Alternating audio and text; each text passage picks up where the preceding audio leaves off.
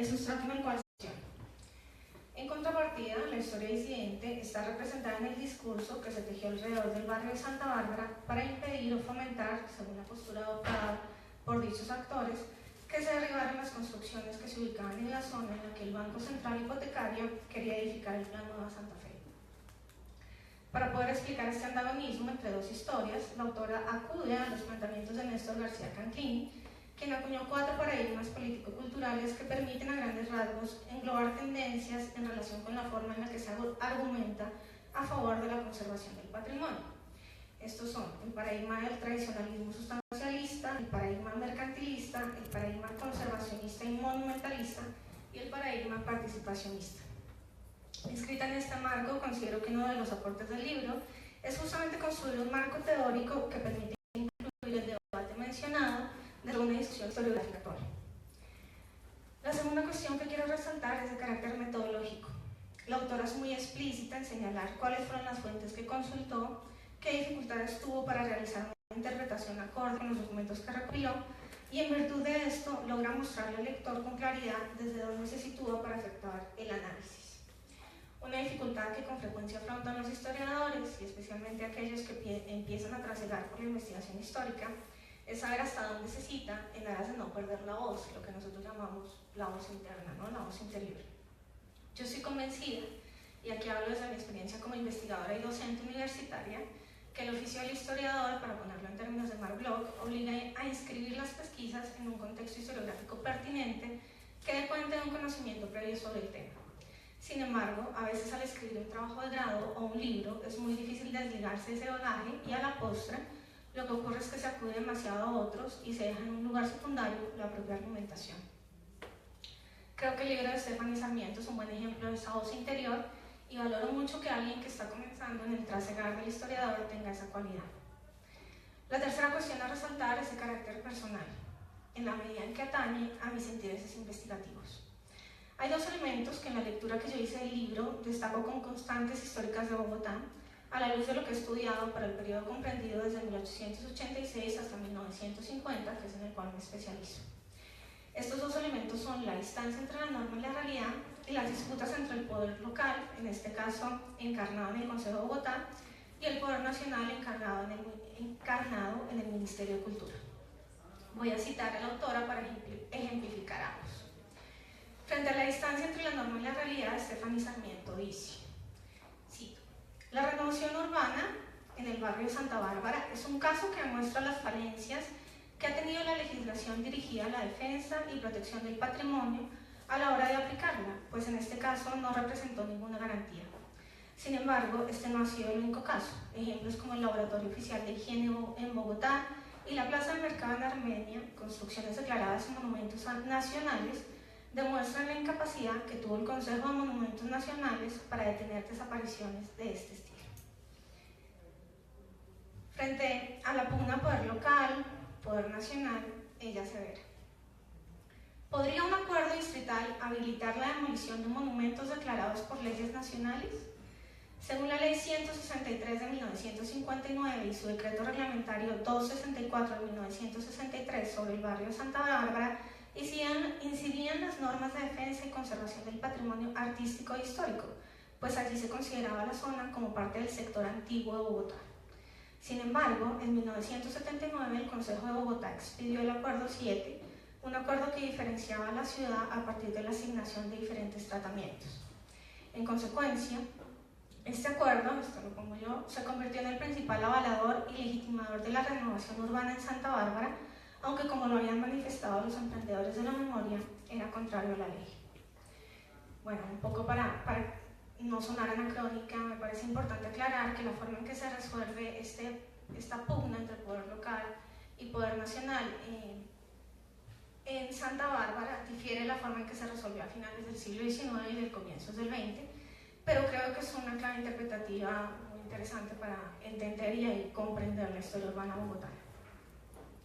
Quiero entonces felicitar a Stephanie Sarmiento por su investigación y animarla a que sea el primero de muchos libros más. Te deseo que sigas por esta vía porque realmente es importante lo que estás haciendo y bueno, siempre hay que seguir mejorándolo, ¿no? Entonces, pues te animo a eso. Este era lo que quiero es ahora pasar al conversatorio como tal para que la autora pueda contarnos su experiencia. Y en esa medida, lo primero que te quiero preguntar es, cuéntanos cómo se originó tu investigación. Bueno, buenas tardes a todos. Muchas gracias por su asistencia. Muchas gracias a ti, Adriana.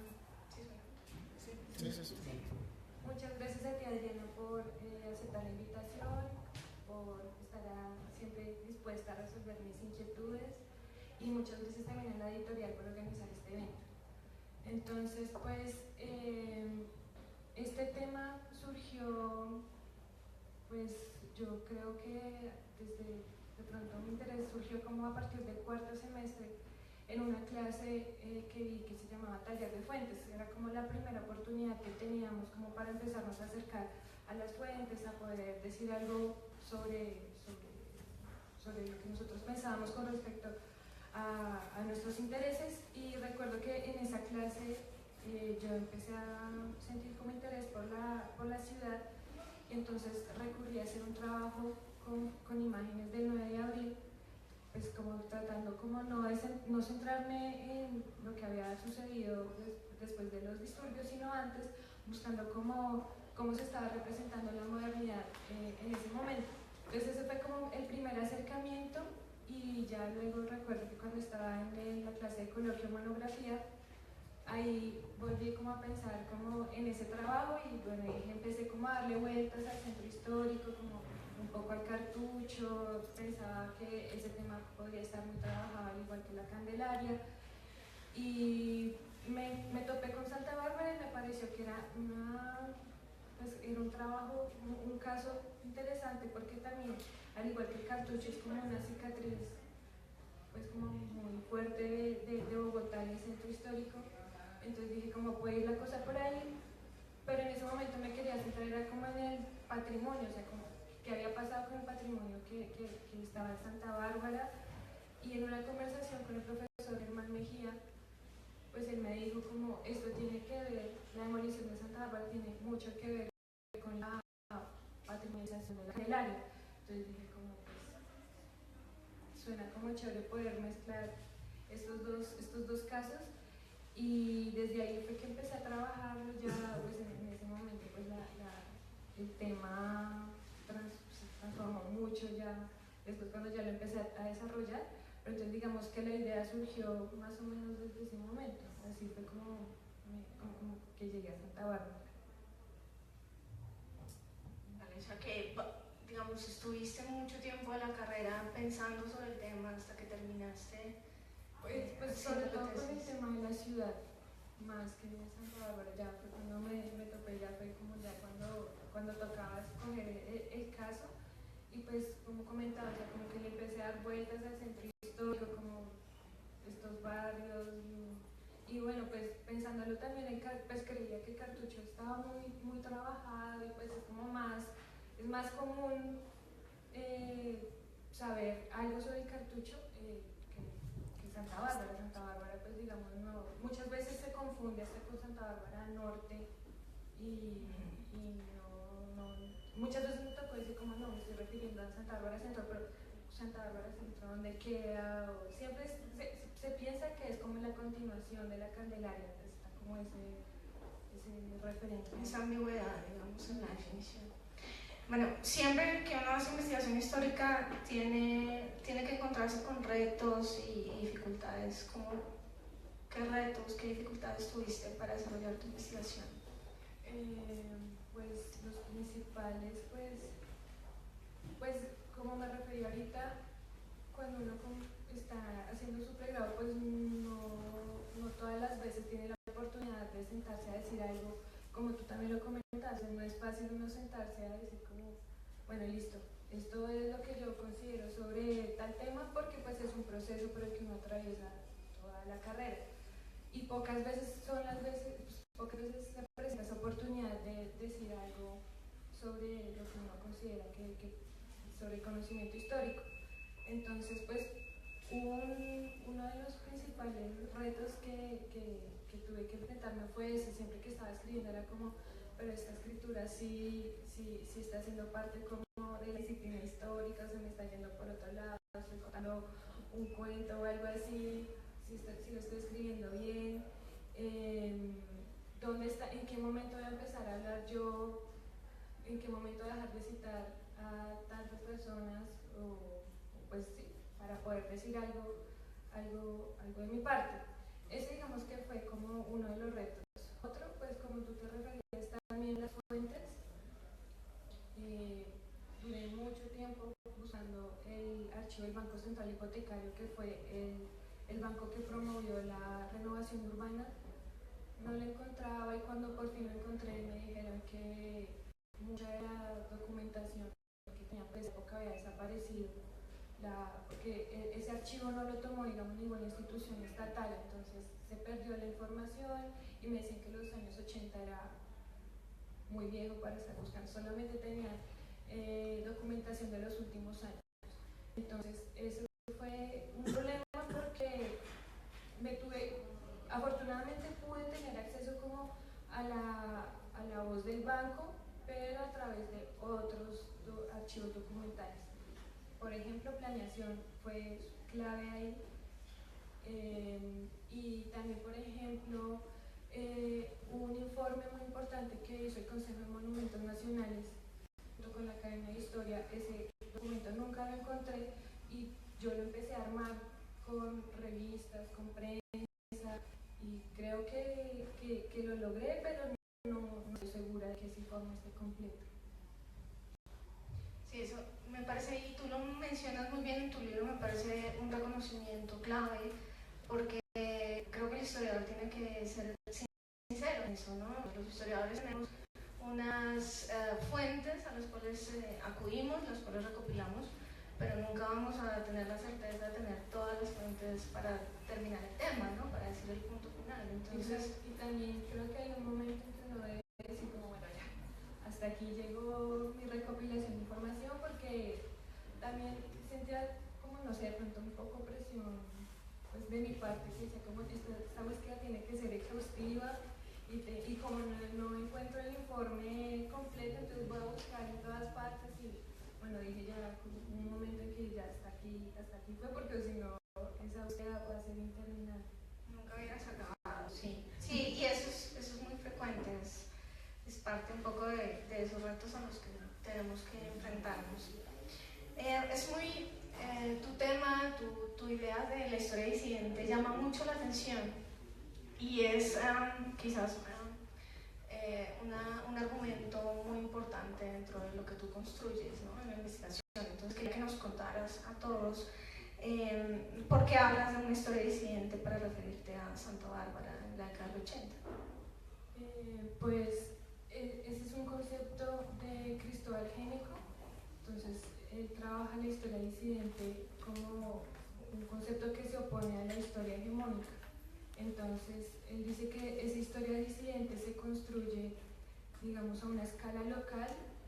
Es una historia que es cambiante, que se está construyendo todo el tiempo, y que responde a un inconformismo con un relato oficial.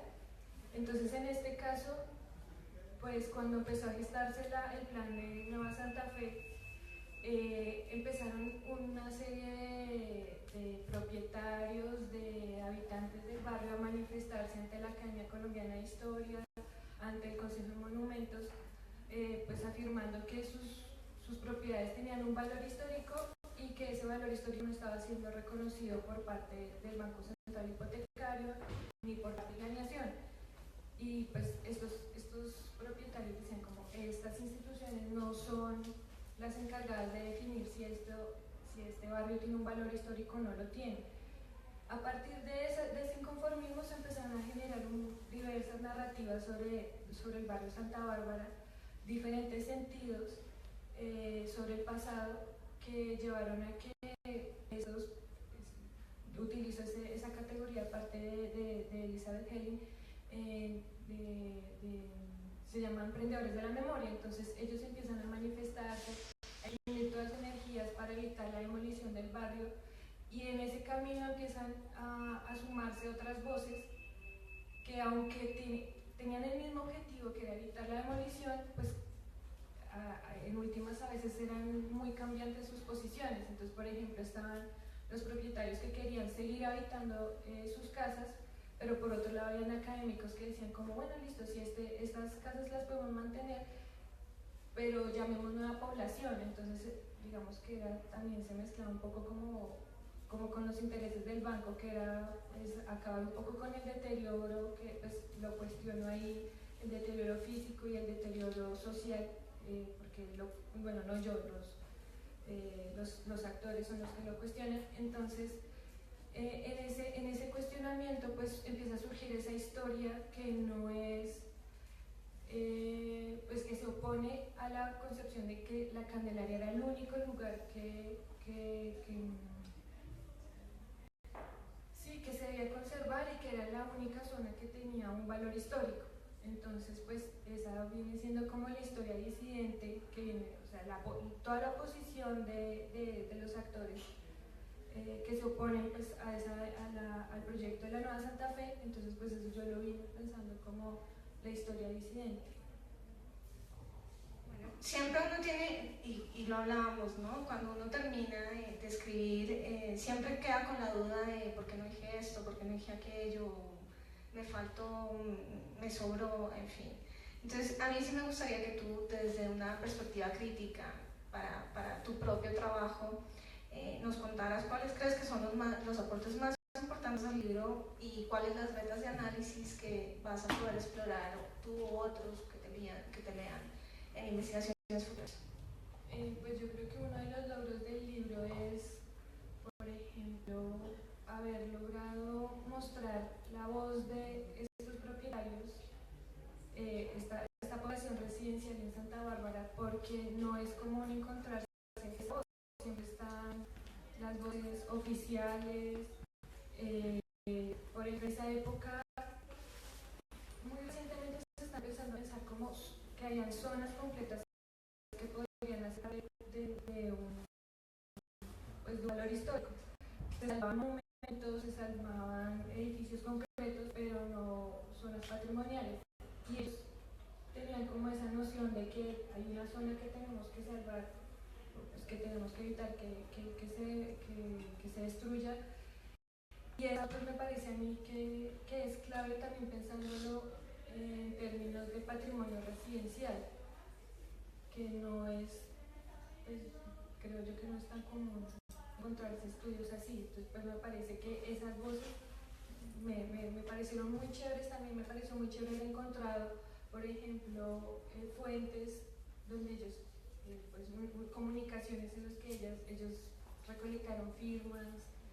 Se veía como toda esa energía que le ponían a la cuestión para poder evitar la demolición. Y pues me parece que también es de resaltar, porque pienso yo que finalmente ellos fueron los que ganaron la discusión, porque el Consejo de Monumentos Nacionales le dio la razón diciendo que el barrio se debía conservar, pero pues por otras razones, por intereses privados y por, como considero yo, Santa Bárbara es un olvido conveniente, pues no se pudo finalmente pues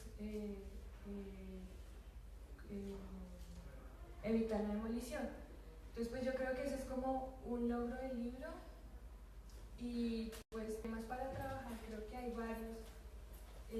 Por ejemplo, seguir pensando como en la patrimonialización, cómo se empezaron a mover esas normas, cómo Santa Bárbara entró, salió y sigue entrando dentro de la zona de patrimonio, la zona patrimonial, cómo se piensa el centro tradicional, como lo que comentábamos en 2014, que surge como ese plan que vuelve a pensar un centro tradicional. Entonces ahí sí entran todos los barrios que quedaron por fuera del centro histórico, que quedaron por fuera del Acuerdo 10 de 1980. Entonces yo creo que hay tema y también hay que seguir revisando cuál es el trato que se le da al centro de Bogotá. Pienso que eso también se puede enmarcar o trazar una línea junto con el Cartucho, con el Bronx, cómo se le da un trato al patrimonio y también al deterioro físico, al deterioro social, que está pasando con el deterioro social, se están cumpliendo los objetivos cuando se hacen operaciones así como en este caso como una renovación urbana, qué retos hay.